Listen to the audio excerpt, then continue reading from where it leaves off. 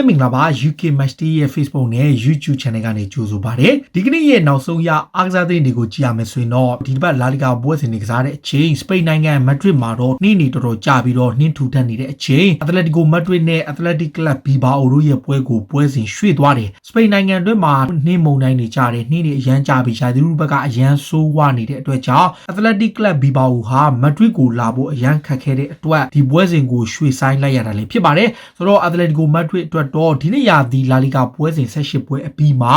3ပွဲရော့အထိကစားရထားပေမဲ့ဇယားထိပ်မှာဆက်ပြီးရှိနေတဲ့ရီယယ်မက်ဒရစ်အသင်းကအက်တလက်တီကိုမက်ဒရစ်ကပွဲရွှေ့ထားပေမဲ့သူတို့ကအိုဆာဆူနာကိုဝေကွင်းသွားကန်ရတယ်။အဲ့ပွဲမှာရီယယ်မက်ဒရစ်အသင်းကတကယ့်ကိုစိတ်ပြက်စရာခြေစွမ်းနဲ့ဂိုးမရှိသေးကျသွားတယ်။ဒီပွဲမှာတော့ဇီဒန်ကိုယ်တိုင်ကသူ့သင်းရဲ့ခြေစွမ်းပေါ်ကိုသူတာဝန်ယူခဲ့ပြီးသူတို့အသင်းမှာအားနည်းမှုတွေများစွာရှိနေတဲ့ဒီပွဲဟာသူ့ရဲ့အမှားဖြစ်တယ်လို့သူဝန်ခံခဲ့တယ်။ဒါပေမဲ့ရီယယ်မက်ဒရစ်အသင်းဟာမြို့ကန်ပြိုင်ပွဲအက်တလက်တီကိုမက်ဒရစ်ကိုကြော်ပြီးဥဆောင်ခွင့်ရမယ့်အခွင့်အရေးကိုအသုံးမချနိုင်ခဲ့သလိုအက်တလက်တီကိုမက်ဒရစ်ထက်3ပွဲပိုကစားထားပေမဲ့တမတ်ရော့နဲ့ဒုတိယနေရာမှာရှိတယ်။ဒါဒီနေ့ရာသီတွင်းမှာလည်းဇီဒန်အတွက်လည်းတကယ့်ကိုဆိုးဝါးတဲ့အခြေအနေရှိသလိုအက်တလက်တီကိုမက်ဒရစ်အတွက်ချန်ပီယံဆုရဖို့တော်တော်လေးအခွင့်အရေးကောင်းနေတယ်။တခါချယ်ဆီအသင်းကတော့သူတို့နီးပြဖရန့်လမ်ပိုက်ရဲ့နေရာမှာအစားထိုးမဲ့သူတွေကိုယာထားတာတောက်လျှောက်ရှိနေပြီးအဲ့ဒီထဲမှာဆောင်းဟမ်တန်အသင်းရဲ့နီးပြဟာဆန်ဒယ်တယ်လည်းပါတယ်။သူကလက်ရှိမှာဆောင်းဟမ်တန်မှာတကယ့်ကိုအစွမ်းဆောင်ပေးနိုင်တဲ့ဂျာမန်ထိပ်တန်းနီးပြတစ်ယောက်ဖြစ်တယ်။ဆောင်းဟမ်တန်ကိုသူစရောက်တဲ့ကနေလက်ရှိချိန်ထိအသင်းကောင်းတစ်သင်းဖြစ်ပုံစံပြောင်းပေးထားတာဒါကြောင့်သူ့ကိုခေါ်ချင်တဲ့ကလပ်တွေအများကြီးတမှာ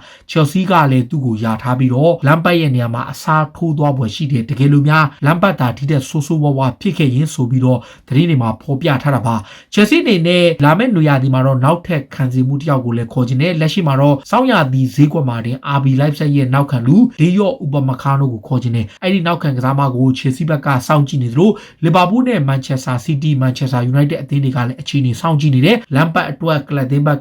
ခံစီမှုတယောက်ဝယ်သွားပေးနိုင်ပွဲရှိတယ်လို့ report တွေမှာဖော်ပြထားလို့ Chelsea သင်းကလည်းသူ့ကိုစိတ်ဝင်စားနေလို့ဆိုပါတယ်။ချိန်ထဲမှာ Chelsea ရဲ့နီးပြ Frank Lampard ကတော့သူ့သင်းရဲ့ရလက်ပိုင်းကြာဆင်းနေတဲ့အချိန်မှာအသင်းကကစားသမားအချို့ကအသင်းရဲ့နီးစနစ်ပိုင်းတွေအတွင်းအရေးတွေကိုထုတ်ဖော်ပြောကြားခဲ့တယ်ဆိုတဲ့အကြောင်းကိုတော့သူကပြောထားတယ်။ဘသူပဲဝါဖြစ်တယ်လက်ရှိနေထားရ Chelsea အသင်းဘက်ကကစားသမားအချို့ကလည်းပျော်ရွှင်မှုမရှိဘူးဆိုတဲ့အပိုင်းတွေကို Lampard ကစိတ်ပြက်လျက်ရှိနေလို့သူ့အသင်းကိုအရင်လိုပုံမှန်ခြေစွမ်းပြနိုင်တဲ့နိုင်ပွဲဆက်နိုင်တဲ့အသင်းဖြစ်ဆက်ပြီးကြိုးစားသွားမယ်လို့ဆိုလိုက်ပါတယ်။တခါ Paris Saint-Germain အသင်းကလည်းနီးပြ Mauricio Pochettino အတွက်ပထမဆုံးအဖွင့်ပွဲနိုင်ခဲ့ပါပြီ။ဟိုတနေ့ကတော့စိတ်အတီးရတဲ့ပွဲမှာ PSG ကတကိုးစီသေးချခဲ့ပေမဲ့အခု Pochettino ရဲ့အဖွင့်ပွဲမှာတော့သူတို့အိမ်ခွဲမှာ Brest ကိုနိုင်ခဲ့တယ်။အဲ့ပွဲမှာတော့ Kylian Mbappe ဂိုးမသွင်းနိုင်ခဲ့ပေမဲ့လူငယ်တိုက်စစ်မှုလေး Moise Kean ရဲ့အခါဒီအပြင်ဆလာဗီယာလည်းတကိုးသွင်းလို့ PSG က3ဂိုးပြတ်နိုင်တယ်။လက်ရှိမှာတော့ PSG အသင်းက Pochettino လက်ထက်မှာတဖြည်းဖြည်းနဲ့ရလက်ပိုကောင်းလာဖို့နဲ့စောင့်ရည်ဈေးကွက်မှာလည်းကစားမတွေဖြည့်တင်းသွားမယ်လို့ဆိုပါတယ်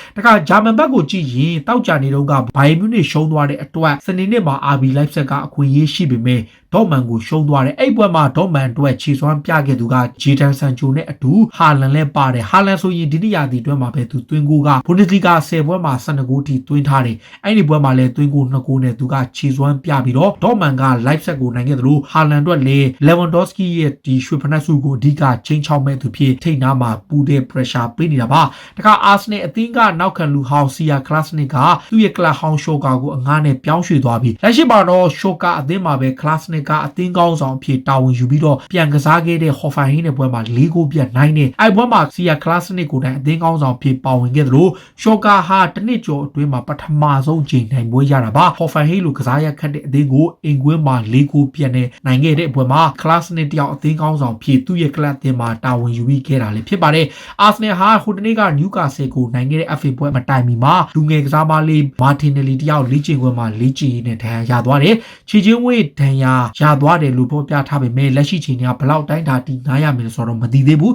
ဒါပေမဲ့ပွဲစကန်ကြမှာမာတင်နယ်လီတယောက်ဒဏ်ရာရသွားတဲ့အတွက်ကြောင့်ဘလောက်တိုင်းတာတီနိုင်ရမယ်သူတို့အနေနဲ့ပြန်လဲစစ်ဆေးမှုတွေပြုလုပ်ရမယ်လို့တော့နီးပြအာဒေတာကဆိုထားပါတယ်ချိန်ထဲမှာပဲအာဆနယ်အသင်းကနောက်ခံလူဆိုကရာတစ်ကိုဂျီနိုအာကခေါ်ဖို့လုပ်နေတယ်ဂျီနိုအာကသူ့ကိုခေါ်ဖို့တော်တော်ကိုနီးစပ်နေတယ်နောက်ဆုံးဆွေးနွေးမှုလည်းရောက်နေတဲ့အချိန်မှာမကြာမီခင်ချင်းမှာအတီးပြုကြီးညာနိုင်တော့မယ်ဆိုပြီးတော့ဂျီနိုအာအသင်းပိုင်ရှင်ကဆိုခဲ့တာပါမန်ချက်စတာစီးတီးရဲ့အသင်းကောင်းဆောင်ဖာရန်တီယိုကတော့ရာသီကုန်မှာစာချုပ်သက်တမ်းကုန်ဆုံးမှာဖြစ်လို့အသင်းကထွက်တော်မယ်3 35နှစ်ရွယ်ရှိတဲ့ City အသင်းကောင်းဆောင်ဟာသူ့ကိုဥရောပကလပ်တွေအပြင် Brazil ကလပ်တွေကလည်းကမ်းလှမ်းထားတယ် Fernandinho ကတော့ဥရောပမှာဆက်ရှိခြင်းတဲ့ကြောင့်ဥရောပကလပ်တွေတသင်းကိုပဲပြောင်းရွှေ့သွားပွဲရှိတယ်လို့ report တွေမှာဖော်ပြထားတာပါတခါ Manchester City ဟာ Real Madrid ရဲ့နောက်ခံလူ Sergio Ramos ရဲ့အခြေအနေကိုစောင့်ကြည့်နေသလိုတစ်ဖက်မှာလည်း David Alaba ကိုခေါ်ခြင်းနဲ့ Real Madrid အသင်းကလည်းသူတို့ရဲ့အသင်းကောင်းဆောင် Sergio Ramos ကို Alaba သာရရှိရင် Ramos ကိုတက်တန်းတိုးဖို့အစီအစဉ်မရှိဘူးလက်ရှိမှာတော့ Real ကတစ်နှစ်ပဲတက်တန်းတိုးဖို့ကမ်းလှမ်းထားတဲ့ကမ်းလှမ်းမှုကိုကစားမကပယ်ချထားတယ် Man City ကတော့ Sergio Ramos ရဲ့အခြေအနေကိုစောင့်ကြည့်နေသလို Alaba ရဲ့အခြေအနေကိုလည်းစောင့်ကြည့်နေတယ်တစ်ဖက်မှာလည်း Real Madrid အသင်းကတော့သူတို့ရဲ့ကွင်းလက်ကစားမ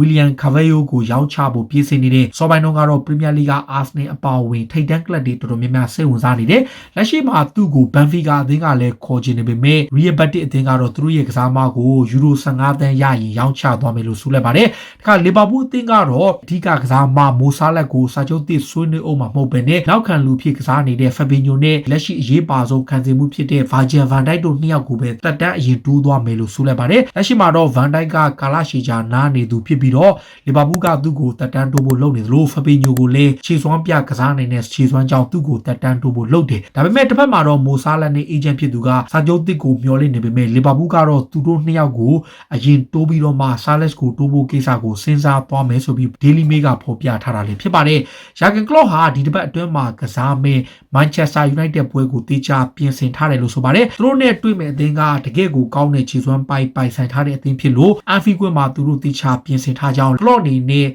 ဒီနီးဗျူဟာ3-4ခုလောက်ကိုသူတေချာပလန်ချထားတယ်ဆိုပြီးတော့ report တွေမှာဖော်ပြထားပါတယ်။တခါ Roma အသင်းရဲ့ကွင်းလက်ကစားမဟောင်းဖြစ်တဲ့ Daniel De Rossi ကတော့ကစားမဘွားကနေအနားယူပြီးတဲ့အခါမှာနီးပြဘွားကိုစတင်ရဖို့ကျိုးပန်းနေပြီဖြစ်ပါတယ်39နှစ်အရွယ်ရှိပြီးလက်ရှိမှာလေနီးပြဘွားရဖို့အတွက်သူ့အနေနဲ့ပြင်ဆင်မှုတွေလုပ်တဲ့အချိန်ဒါနီးပြတင်တန်းတွေကိုဆက်တက်ပြီးတော့မကြာမီချိန်တွင်းမှာပဲအခြားကစားမတွေလိုနီးပြအဖြစ်ဆောင်ရွက်ဖို့ရှိတယ်ဥရောပကသတ်မှတ်ထားတဲ့နီးပြလိုင်စင်ဆောင်ပွဲတွေကိုလည်းဖြည့်သွားဖို့စီစဉ်ထားတယ်လို့ဆိုလိုက်ပါတယ်အချိန်ထဲမှာပဲ Manchester United ရဲ့တိုက်စစ်မှုဟောင်းဘဘာတိုကတော့ Real Madrid ကထွက်ခွာပွဲရှိနေတဲ့အသင်းကောင်းဆောင်နောက်ခံလူ Sergio Ramos ကို United ကခေါ်သင့်တယ်လို့ဆိုလိုက်ပါတယ်လက်ရှိနေတာအရဘဘာတိုကတော့ Ramos လိုအသင်းကောင်းဆောင်တယောက်တကယ့်ကိုထိပ်တန်းရှိတဲ့ကစားမတယောက်ကိုခေါ်ယူသင့်တယ်ဆိုပြီးတော့သူ့ရဲ့ကလပ်အသင်းကိုတောင်းဆိုခဲ့တာပါ Manchester United ရဲ့ကစားမဟောင်းဖြစ်တဲ့ Johnny Giles ကတော့ဘာပြောလဲဆိုတော့ကလပ်အသင်းမှာရှိနေတဲ့ဖော်ဘာဟာအသင်းမှာပြဿနာတွေကိုအဓိကသယ်ဆောင်နေသူလို့သူကဆိုလိုက်ပြီးတော့ Manchester United ကစားမတယောက်အနေနဲ့ Liverpool နေပြရာဘန်ကလော့ကအလွတ်ပြောင်းရွှေ့ခြင်းနဲ့ရမယ်ဆိုရင်တော့ခေါ်ယူသွားမဲ့သူမဟုတ်ဘူးလို့ဆိုလိုက်ပါတယ်ဖော်ဘာဟာအသင်းအတွက်မှာပြဿနာတွေများစွာပြုလုပ်နေသူဖြစ်တယ်လို့ဆွဆွဲထားပြီးတော့ Liverpool ကိုအလကားပေးရင်တောင်မှပြိုင်ဘက်ကလပ်ကဖော်ဘာကိုခေါ်ယူသွားမှာမဟုတ်ဘူးဆိုပြီးတော့သူကပြင်းပြင်းထန်ထန်ဝေဖန်လိုက်တာလည်းဖြစ်ပါတယ်။တခါ United ရဲ့နောက်ခံလူ Eric Bailly ကတော့ဟိုတနေ့က Watford ကိုနိုင်ခဲ့တဲ့ FA Cup ပွဲမှာဥကောက်မှာဒဏ်ရာရသွားလို့လူစားလဲခဲ့ရတယ်။အဲ့ပွဲမှာ Dean Henderson နဲ့ထိလို့သူဒဏ်ရာရသွားတဲ့အချိန်မှာအသင်းကောင်းဆောင် Maguire နဲ့လူစားလဲခဲ့တယ်။သူကတော့အဲ့ပွဲကိုဆက်ကစားခြင်းပေမဲ့အသင်းဘက်ကခွင့်မပြုဘဲစီးပွဲကလည်းသူ့ကိုအနာပေးဖို့ဆုံးဖြတ်ခဲ့လို့ United အနေနဲ့တော့ Eric Bailly တယောက်ကြီးကြီးမားမားဒဏ်ရာရရှိသွားတာမဟုတ်ကြောင်းထုတ်ပြန်ကြေညာခဲ့လို့သူကိုယ်တိုင်ကလည်းလက်ကျန်ပွဲစဉ်တွေမှာပုံမှန်ကြက်ခံမှုပြေဝဖို့သူအနေနဲ့ကျူးပန်းသွားပွဲရှိတယ်လို့ဆိုပါတယ်။တခါ Aston Villa အသင်းနဲ့ Tottenham Hotspur တို့ကံမဲ့လာမဲ့ဘော်ရူနီက Premier League ပွဲစဉ်ကမရေရာမသေးကြဘူးပဲဖြစ်နေပါတယ်။သူတို့ပြည့်ဗြိတိန်နိုင်ငံတွင်းမှာကိုဗစ်ရောဂါကူးစက်ခံစားမှုကတရက်ကို6000ကျော်ထိရှိနေလို့တည်ဆုံးသူကလည်း1000ကျော်ထိရှိနေတယ်။လက်ရှိမှာတော့ Villa အသင်းကဟိုတနေ့က FA Cup ပွဲမှာတော့အရန်နေပဲထုတ်သုံးသွားခဲ့ရတယ်။အခုလဲကိုဗစ်ပြဿနာရှိနေပေမဲ့လည်း Tottenham နဲ့ပွဲကိုတော့ Premier League ကကစားဖို့စီစဉ်ထားပေမဲ့တကယ်လို့ Aston Villa ဘက်ကဆိုးဝါးတဲ့အခြေအနေတွေရှိရင် Premier League ကိုတောင်းဆိုပြီးတော့ပွဲရွှေ့သွားနိုင်ပွဲရှိတယ်။ဒီနေရာမှာပါရဲ့နီးပြဂျိုစီမော်ညိုကတော့တကယ်လို့သူတို့အသင်းရဲ့ပွဲစဉ်ထက်ရွှေ့ရရင်တော့သူ့အနေနဲ့စိတ်ပျက်စရာအလွန်ကောင်းလာတယ်လို့သူဆိုထားတယ်။ Tottenham ရဲ့နီးပြဂျိုစီမော်ညိုကတော့ကွင်းလက်ကစားမ Harry Winks အနေနဲ့ပုံမှန်ကစားခွင့်မရတဲ့ကြောင့်သူ့အနေနဲ့ပွဲထွက်ကစားခွင့်ရဖို့အသင်းပြောင်းတင်ကြောင်းတိုက်တွန်းထားသလိုတစ်ဖက်မှာလည်းဂျိုစီမော်ညိုကတော့သူခေါ်ချင်တဲ့တိုက်စစ်မှုဖြစ်တဲ့မီလီဘတ်ကိုကြိုးပမ်းနေတယ်လို့ဖော်ပြထားတယ်လည်းဖြစ်ပါတယ်။ဒါတွေကတော့စိတ်ဝင်စားစရာနောက်ဆုံးရအားကစားသတင်းတွေကိုတင်ဆက်ပေးတာပါ။ခုလိုမျိုးစိတ်ဝင်စားစရာအားကစားသတင်းတွေကိုနားဆင်ခြင်းနဲ့ကြည့်ရှုကြတော့ UK Matchday ရဲ့ Facebook နဲ့ YouTube Channel ကို follow လုပ်ထားကြပါလို့တောင်းဆိုရင်းနဲ့ဒီကနေ့ရဲ့အစီအစဉ်ကိုဒီမှာပဲဆုံးသက်ပါရစေအားလုံးကိုကျေးဇူးတင်ပါတယ်ဗျာ